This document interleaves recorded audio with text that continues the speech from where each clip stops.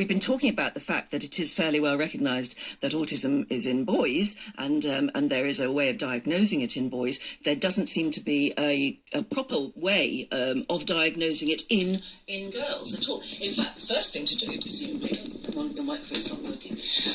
The first thing to do is presumably get the professionals to understand that it can happen in girls, and that when and if it happens in girls, it's going to present differently.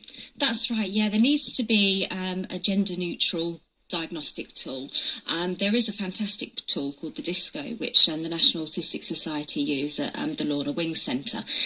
But it's not only just about having that tool, it's about the professionals understanding the best way to interpret the use of that tool. So they do a lot of training there.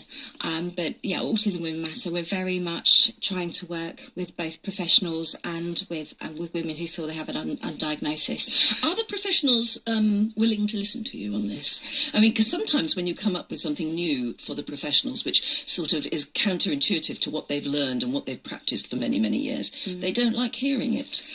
Sometimes that can certainly be the case. What we're doing at the moment, actually, with Cambridge University, are running a research on autism women as parents, because that's obviously another stigma.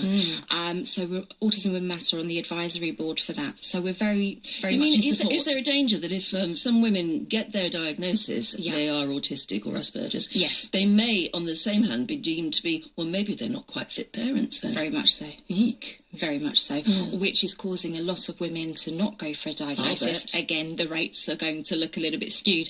And more worryingly, if they feel that they do need support, not all do, but some may, they're very, very scared to approach social services in order to get some help. Yes. Because it's the stigma and a lot of fear. So we're trying to help with that too. You can see the roll on as well, because there also may be a need, not all, not for all, but for some, for genetic counselling too. Because isn't it true that as time goes on, it looks as though there may be a genetic factor? I think there may be a genetic factor, yeah. You've got Asperger's and you've got 2 children with it. Yes. And you're coming across more and more people like you, aren't you? Yes, that is very much the case. But I think there are some people that want to look at genetic counselling because they're seeking a cure. But we fully believe we're a strength-based group. So we really believe that the cure is actually within society understanding and supporting. The social model of disability. OK, well, let's go to the next thing then. Hopefully the more women who have who are on the autistic spectrum get some sort of decent diagnosis. Obviously, that's good. But what is there? What can we offer as a society to those people in the terms of help and support?